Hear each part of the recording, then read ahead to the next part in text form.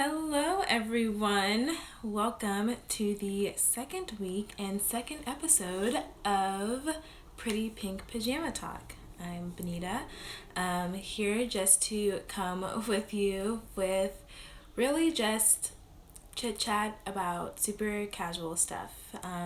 Taking a break from the day for just about 10 minutes to get your mind off of serious things, just to talk about random things. So, thank you for joining. One of the questions that I got, and so each week is just like a random topic, a different topic. And one of the questions that I got was, what is my favorite movie, TV show, whatever? I think that I'm gonna not answer that question, and what I am gonna do is I'm going to say the things that make a good TV show. So I'm gonna talk about TV shows. I was kind of doing some research on movies, and I just feel like movies are a little bit too, I don't know, they're just like too much to really analyze. But I think a good TV show, just has like great components and great qualities. Hey, Bryn, I see you waved. But I think that for me, my type of TV show is just like sitcom funny.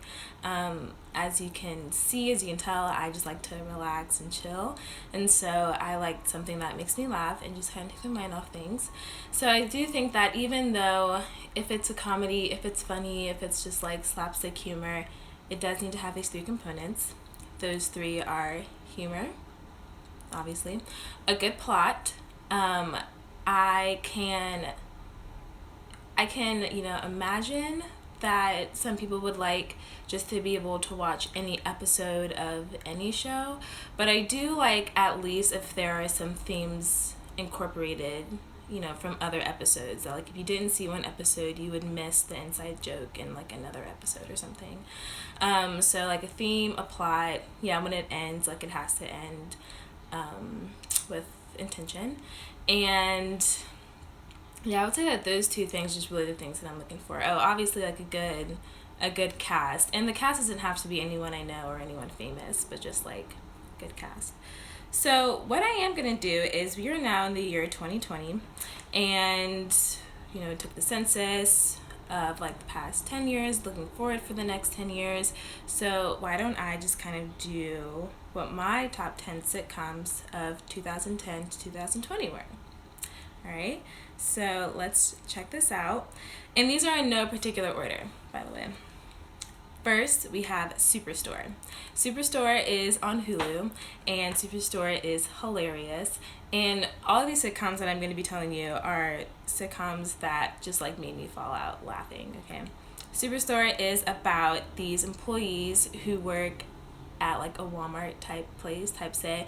And I actually think Cloud9 is a real place. They work at like Cloud9 Superstore, and they work there, and it's hilariously funny. So you should definitely watch that if you get the chance. It's an NBC show, and I think anything that NBC produces is actually kind of gold. Speaking of NBC, we have The Office. I have just finished watching The Office once again straight through, and I think that The Office is hilarious. I think obviously starting in the early 2000s, they have some themes and different things that are really only appropriate for the early 2000s. But those are the kind of guilty things that you look back now and laugh and just say, only that could have happened before 2010. And then they ended the show after 2010, which is why it's included in my post-decade review. The Unbreakable Kimmy Schmidt. So if you have seen The Office, then you have Erin, who is now starring in the show, Unbreakable Kimmy Schmidt, and it's about this girl who grew up in like a cult, and she's considered an indie animal woman, and then she moves to New York City after being underground for 13 years, and it just talks about the foibles of her life. There's a character in that show, his name is Titus, who is a black gay actor, and he is hilarious. Just overall, great show, got some great themes, and just super random. That one's produced by Tina Fey, and I think she's really funny. So if you like The Office or Superstore, you will like Unbreakable Kimmy Schmidt. Wow, okay, so these next two are not sitcoms, nor are they comedies, but they were just shows that I watched in 2010 that had me. Jane the Virgin, great show. So Jane the Virgin, I think that was really one of the only shows that ever like brought me on a few of my Instagram stories because it had me captivated emotionally. And so Jane the Virgin is about a girl who, or it's a woman, and she lives with her mom and her grandma, and she is accidentally artificially inseminated by her doctor who had an alcohol problem, and she has a baby and lives in this world, this perfect world fantasy of like two of these amazing guys who are both super duper in love with her, and she somehow gets both of them.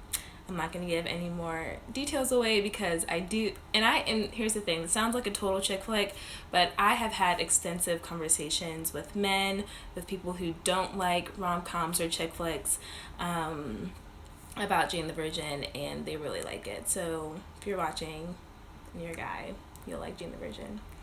Or if you don't like rom-coms, you don't be a guy, you'll like Jane the Virgin. The other one that's not a sitcom, but that's really good, is Raising Dion. And this is, I guess, more on the serious side. But it's just about this boy, and he is so cute. He is such a good actor. He has to be like less than 6, and he just did a really great job. Who is born with like these superpowers that he inherited from his father. And Michael B. Jordan is in it. Fortunately, not the whole time, because I would have loved to see that. But he's like in it. He's the father. And it's just a really good show of like some really great acting from actors who we've never seen before. We kind of meet them, and I think they're coming out with the season 2, so I'm really excited about that. Back to comedy and back to sitcom world. So we have Portlandia, and Portlandia, oh my goodness. So even though this is still one of those shows that you can I guess like watch at any time and you don't have to track it from beginning to end, they really do throw in some solid like, oh, if you didn't see episode such and such, then you're not gonna find this joke we threw in here in episode 15 episodes later funny. But Portlandia is great, and of course I do ask people that I meet from Portland if they've seen Portlandia and what they think, and they always say, oh, I always get asked that question. But honestly, like that's my only, reference to Portland, Oregon. But it's hilarious. A lot of people tell me that I would like Portland because I'm a vegan and like to climb. Pete, I know you're on here. I think you would like it because they do climbing and stuff, hiking, all those things. So Portlandia though is hilarious. Like it's just really funny. The next one is New Girl, and New Girl is a good show. So New Girl is, I actually didn't tell you what Portlandia is about, but it's just a bunch of different sketches about like life in Portland, Oregon. Something about hippies, vegans, just total like different culture, just about that. New Girl is about this girl who is cheated on by her boyfriend and has to move immediately, and she moves in with 3-4 guys in a loft, and just about their adventures and their life. And that's a good show. It's with Zooey Deschanel, and I think that if you haven't seen it or seen it all the way through, I think you'd really like it. It's very cute in the end. I've only watched it through one time. I should probably watch it through. I think my roommate is watching it through now, but I should probably watch it through again. I did skip one. So Key and Peele I just watched through for the first time. I just finished it a couple weeks ago, and that one had me falling out. So I think Key and Peele was one of those that did start in the early 2000s and then ended their season post 2010. It's always interesting when you watch shows like that because you see them with like the flip phone and the razor phone, and then they end with the iPhone, which is like, huh, yeah, that was our life too. But basically, Key and Peele, Michael Keegan Key, or is it Keegan Michael Key? Keegan Michael Key and Jordan Peele produce a show, and they also do sketches, and there are different characters throughout the show. This is one that you can definitely watch without seeing any other episodes. I really don't think they bring in too many inside jokes from other episodes. But two black guys, super funny. They are producing this show, and they definitely bring in themes of, one, not only the black struggle in America, but, you know, find a way to either bring satire around it or comedy around it. So it's great. You're bringing up issues, and you're also bringing in comedy. So, love it. And it's just like funny. It is really funny. So the next one, number 9, I am torn between, and it's with 30 Rock and The Last OG.